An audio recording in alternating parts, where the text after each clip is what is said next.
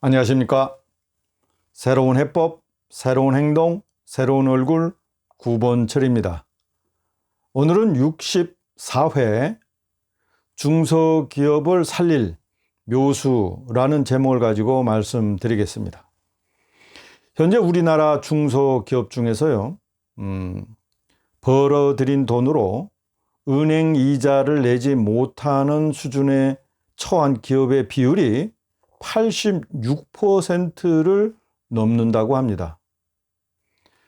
이 비율은요, 코로나 이후 더 상황이 나빠졌답니다. 이래서 우리나라 중소기업의 구조조정, 더 나아가서 어떻게 하면 우리나라 중소기업의 경쟁력을 살릴 수 있을까? 이 문제에 대해서 현실을 있는 그대로 분석하고 또 그에 맞는 아주 적절한 해법을 내놔야 합니다.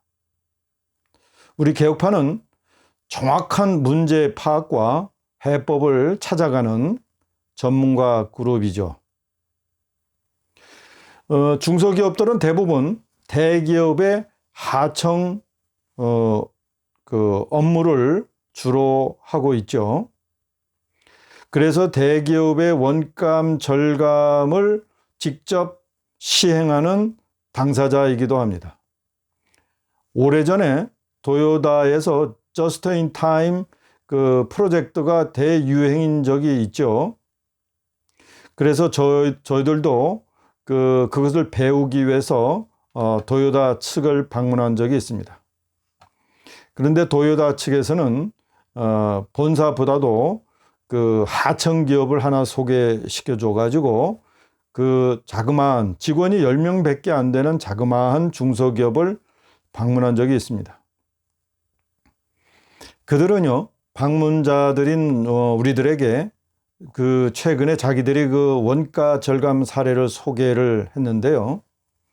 부품 한 개를 이제 생산하는데 20초를 절감했다고 자랑하면서요.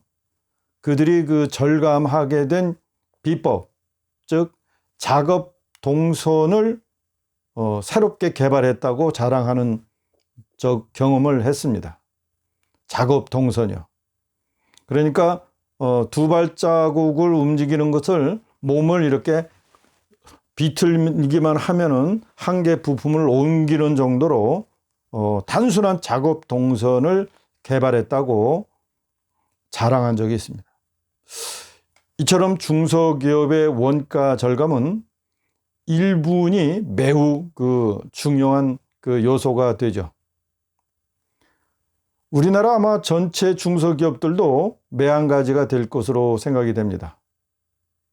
그동안 우리나라 중소기업들은요, 수준 높은 품질을 가지고 있으면서도 가격이 싸가지고 경쟁력을 유지하고 있었죠. 그때가 우리나라 중소기업의 호황기가 아니었나 생각을 합니다. 아마도 5년 전 얘기가 아닌가 싶습니다. 그런데 지금 대한민국의 중소기업 대부분은요, 경쟁력에서 중국 기업을 도저히 따라갈 수 없는 지경까지 와 있습니다. 그 사유는요, 우리나라 중소기업이 갖고 있는 기계 설비는 오래된 반면 적어도 20-30년 됐겠죠. 중국 기업은 아주 새롭게 선진국에서 도입한 기계 설비들이었기 때문이고요. 이제 그 설비를 가지고 어느 정도 이제 기술 축적이 이루어졌기 때문입니다. 물론 그 기계 설비들은 대부분이 일제나 독일제가 되겠죠. 자, 이렇게 이제 새로운 장비를 가지고 어느 정도 축적된 기술을 이용해서 부품을 만들어내니까 중국 기업의 경쟁력이 한국 기업을 이제 능가하기 시작한 것이죠. 이러니까 단순 기술 기업을 이은 우리나라 대부분의 중소기업들은요, 결국은 시간이 가면 갈수록 중국 기업들에게 밀릴 것은 너무나 명확한 일입니다. 그럼 도대체 그 많은 전국의 중소기업 공단은 지금 어떻게 돌아가고 있는 걸까요?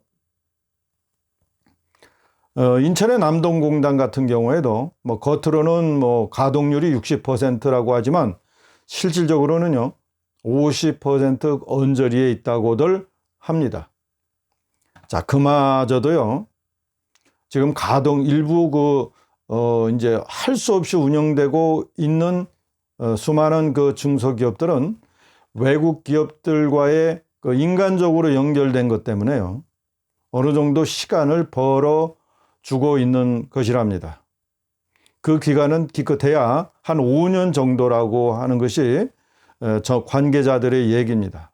다시 말씀드리면 인간관계로 어느 정도 이제 버텨주는 한도가 5년 정도면 이제 그 외국 기업들도 어쩔 수 없이 품질도 좋고 가격도 낮은 중국 기업으로 이제 조달선을 돌릴 수밖에 없다는 뜻이죠. 이제 대한민국 중소기업을 살릴 묘수를 머리를 싸매고요. 이제 아이디어를 만들어내야 되겠죠. 여기서 우리 개혁파는 묘수 하나를 제안하겠습니다. 대한민국 중소기업 하면 정부에서 추진하고 있는 지원 사업 중에 하나가 바로 스마트 공장 사업입니다. 이 개념은 여러분들이 너무나 잘 알기 때문에 설명드릴 필요 없을 것으로 생각합니다. 스마트 공장 하면 ICT와 직결되는 거 아니겠습니까? 자, 이 스마트 공장 개념을 뛰어넘어서 현장에서 일부 시험적으로 시도된 새로운 방안이 하나 있습니다. 그것은 바로 시스템 융합 산업이라는 모델입니다. 이 시스템 융합 산업의 신모델은요, 지식, 설비, 그리고 공간을 여러 기업이 상호 공유하는 것으로부터 이제 출발합니다. 우선 이 시스템 융합 산업 모델은요, 하나의 사업 아이템을 중심으로 여러 복합적인 기능을 가진 중소기업들이 일단 한 건물에 뭉치는 것으로부터 출발합니다. 예로요, 화장품과 관련된 연구, 개발, 제조, 마케팅을 하는 그 중소기업들이 한 장소에 모여가지고 서로 지식, 설비, 그리고 공간을 물리적으로 공유하는 것이죠.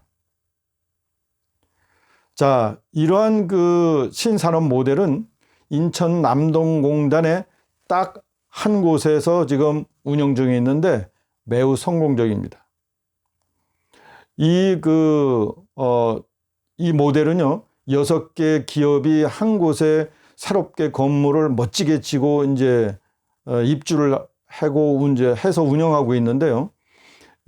서로 다른 기능의 이제 기업들이 한 곳에 입주해가지고 한 독립된 건물에 이제 서로 시설과 공간을 공유하고 있는 것입니다. 그러다 보니까 연구실은 6배 정도 늘어났고요. 창고, 물류 창고 넓이도 6배 정도 넓어졌습니다. 물론, 염색이나 또 이런 효소를 개발하는 또는 썩는 기계 설비도 그 자체적으로 사용하는 건 물론이거니와 외부 기업에게도 빌려줘가지고 공유하면서 효율성도 매우 높아졌다고 합니다. 매우 성공적으로 그 시스템 융합 모델 사업이 잘 운영되고 있다고 합니다. 자, 그래서 외국 바이어가 와서 그 시설을 보면요, 연구시설도 엄청나게 크고요, 창고는 말할 수 없이 크고요. 이러다 보니까 와서 보기만 하면 이제 구매 계약을 체결한다고 하네요. 자, 그렇다고요. 이렇게 그 한 곳에 모으는 것만으로 모든 게 해결되는 게 아니더구만요. 처음부터 이런 시스템 융합 산업을 기획하고 모으고 또 사후 관리까지 하고 조정해주고 이런 역할을 해주는 융합 전문가가 따로 있었습니다. 근데 실제 이런 사람이 필요합니다. 그렇다 보니까요, 이런 시스템 융합 신산업을 성공시키기 위해선 제일 첫 번째 단계로요, 융합 전문가가 필요하다는 것을 우리가 알 수 있습니다. 이 6개 중소기업이 스스로 누군가가 혼자서 또는 뭐 6그 대표가 모여서 해결할 수 있는 일이 절대로 아닙니다. 더욱이요, 처음부터 땅을 사고 건물을 짓고 이런 일들을 중소기업 대표 6명이 모아가지고 일관되게 또 짧은 기간 안에 은행 융자까지 이 모든 일을 일관되게 할 수는 없죠. 더욱이 그 중소기업 측면에서 보면요, 자기네들이 그 따로 공장이나 이런 거를 구매해서 이제 입주할 수 있는데 이걸 또 융합해서 동시에 이제 투자를 해야 되기 때문에 이걸 추가 자금을 이제 마련하는 거나 또 이런 사업계에 참여하는 거에 대한 결단, 이런 것들이 누군가의 조언이나 멘토가 있어야지 시간을 절약할 수 있는 것이죠. 여기에다가 바로 정부와 지자체의 역할이 매우 중요하다는 사실을 우리가 알 수 있습니다. 더욱이요, 이런 사업이 지금 그냥 시범 모델로 거치고만 있는데 이런 때에 지방 중소기업청이나 중소벤처기업부의 역할이 무척 아쉬운 점이 없지 않아 있습니다. 현실적으로 인천의 남동공단 같은 경우에는 토지 값이 엄청나게 지금 비싸죠. 따라서 기존의 그 토지 위에서 운영하던 공장들은 대부분이 나가고요. 그 토지 위의 공장은 대부분이 빌려주고 있는 것이 그 현실적인 그 현황이다, 이렇게 파악할 수 있습니다. 자, 만일에 그런 곳에 이제 비슷한 형태가 이제 우리가 지식산업센터라고 하는 것을 우리가 주변에서 자주 볼 수 있지 않습니까? 이 지식산업센터라고 하는 것이 도심에도 이제 파고 들어옵니다. 그런데 말만 지식산업센터죠. 대부분이 그 일부 공간을 그저 이제 기업들에게 분양하거나 빌려주는 선에서 그 기능이 전부입니다. 자, 이렇게 단순히 공간만을 빌려주거나 아니면은 뭐 그 판매해가지고서만 이 단순 그 기계 설비에 의한 여러 가지 부품 산업 같은 것들은요, 시간이 가면 갈수록 중국 기업에게 밀릴 수밖에 없습니다. 자, 이 중소기업의 대변화가 필요한 시점에 물론 이 시스템 융합 산업의 신모델이 중소기업의 생존과 경쟁력을 높이는데 결정적인 모델이 될 수는 없을 수 있습니다. 아닐 수 있습니다. 그러나 어느 정도 지금 죽어갈 수밖에 없는 우리나라 중소기업을 살릴 묘수 중에 하나인 것만은 분명합니다. 이를 위해서 정부의 역할도 매우 중요한데요. 당연히 정부는 이 시스템 융합 산업 모델을 정부가 지원하는 모델로 지정하고요. 이거에 대한 대대적인 투자 지원을 제공해야 합니다. 우선 저리로 장기 투자가 이루어지도록 정책적, 제도적 준비가 이제 있어야 되겠고요. 또 하나는 공단의 일부나 전부를요, 이 시스템 융합 산업 단지로 지정해가지고 뭐 여러 가지 세제 혜택 등을 지원해야 될 것입니다. 무엇보다도 가장 중요한 것은요, 이 시스템 융합 산업을 기획하고 또 이제 조직하고 건설하고 또 시스템을 운영하고 기업들의 그 여러 가지 그 사업 프로세스를 조정하고 하는, 그걸 총괄하는 멘토인 융합 전문가를 최우선적으로 육성해야 합니다. 물론 그 융합 전문가는요, 산업별로 아이템별로 따로따로 다 이제 전문가를 육성해야 되겠죠. 그러니 그 전문가의 수요도 엄청날 것으로 생각이 됩니다. 시간이 많이 남아있지 않습니다. 현재와 같은 추세라면요, 향후 2, 3년 뒤면요, 경쟁력 있는 중소기업은 중국 기업들에게 다 팔릴 거고요. 경쟁력이 떨어지는 중소기업들은 거의 문을 닫을 수밖에 없다고 판단이 됩니다. 문제는 우리나라 중소기업에서 고용하고 있는 그 고용인 수가 전체 그 고용인의 75% 이상을 차지하고 있다는 사실입니다. 자, 이런 상황에서 정치권이 말로만 중소기업을 지원한다고 떠들 것만은 아니죠. 게다가 지금 정치권이 온통 지금 선거에만 정신이 팔려 있지 않습니까? 그래 놓고서는 기업을 옥죄고 기업을 두들겨 패는 그런 재미에 들려서 모든 제도와 정책을 거기에 쏟고 있습니다. 자, 이러니 지도자가 이 지식을 잘 모르고 기업에 대한 지식도 모르고요. 또 기술에 대한 지식도 없으니까 그냥 말로 하면은 중소기업이 살아나는 줄 압니다. 그런데 말로 중소기업뿐만 아니고요. 하나의 사업 전체를 죽이기까지 합니다. 한마디로 무식하기 때문이죠. 지도자가 무식하면 게을러야 합니다. 그런데 지도자가 무식하면서 바쁘고 할 일 없는데도 바쁘기만 하면 그게 사고가 나고 이제 대형 악몽이 이루어지는 거죠. 바로 대한민국 원자력 산업을 죽인 것이 하나의 모델이 될 수 있습니다. 월성 1호기를 아무 생각 없이 폐기한 문재인을 보면요. 지도자의 자격이 최소한도 어떤 것이 필요한지를 우리가 알 수 있죠.